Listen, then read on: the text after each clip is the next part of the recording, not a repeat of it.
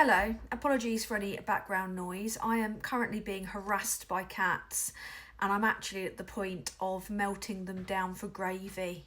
I'm just sitting here writing my notes out about the latest Farage saga. Firstly, I've got to be very careful and make sure I've got everything noted down correctly because, they're very litigious, aren't they? They like to sue people for holding them accountable, for expressing your opinion that you think that they're racist or far right. They'll try and sue you because free speech.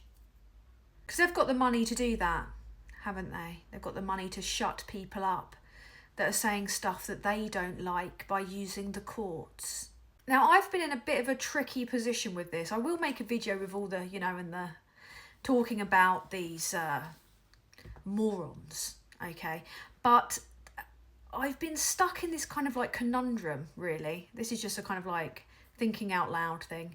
I've been stuck thinking about whether or not I should give them the airtime because they're already getting way too much airtime. But then on the other hand, I'm thinking Labour are just calmly proceeding with their campaign, keeping their hands clean, because that's all that they can do when most of the media are against them. But Farage is being paraded around like some two-bit tart on all of the stations. The Telegraph is releasing pieces in which it says, yeah, we should have a insurance-based healthcare system. And then there's also the other stuff of, loads of their candidates being found to be fully fash. Yeah, fully fash. I mean, we're talking calling black people baboons, levels of racism. And the response, the tell from Farage whenever he's questioned on that, you'll notice he'll do this little laugh and then he'll pass it off as ridiculous. Just like he downplayed the Capitol riots, They were actually very well organised far-right groups that descended on the Capitol that day to try and overturn a democratic decision, and he referred to it as no more than a scuffle, right?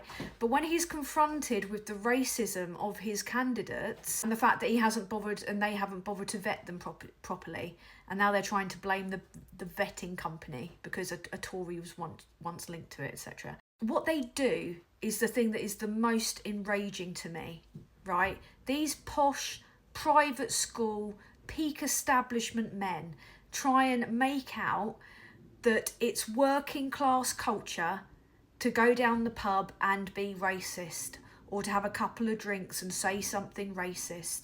And they'll kind of turn it back on the interviewer and go, oh, well, out of inner London, out of like, I guess, the metropolitan elite bubble, this is how people are.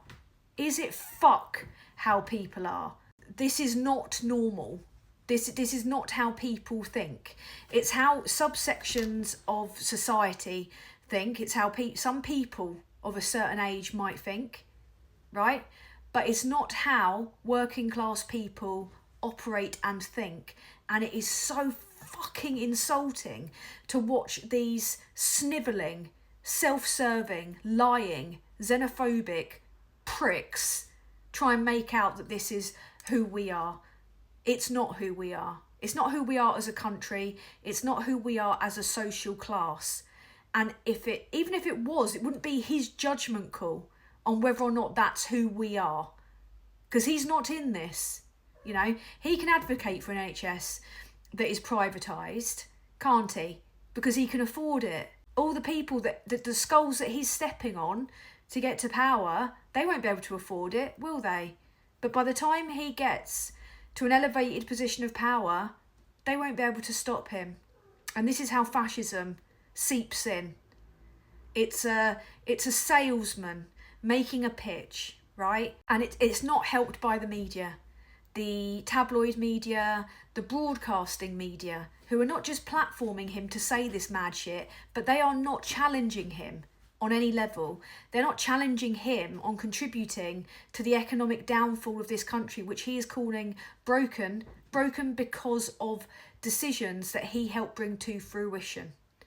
No challenging, just like Brexit, when they put him in this kind of position of false equivalence with economists as a what? Nautically dressed con artist. No, I'm not having it. Anyway, I've got to talk about tomorrow 41 candidates who are Facebook friends with a fascist that are running for reform. And the selection process is closed. They're on the ballot. Might want to check whether or not your local reform candidate is linked to a fascist. The audacity of him to talk about establishment stitch-ups. He is the one perpetrating an establishment stitch-up. He is the fucking establishment. I'm going to get palpitations at this rate. And then to tell us that immigration is our priority. Not having to set up an OnlyFans to do an Aldi shop is most people's priority right now. And that's not going to improve by voting for a party whose economics are mental. Have you actually seen the Reform Manifesto's pledges, social contract when it comes to economics? It's batshit. The IFS have basically pointed and laughed at it, but he doesn't care, and he's admitted it himself. We're not going to get elected.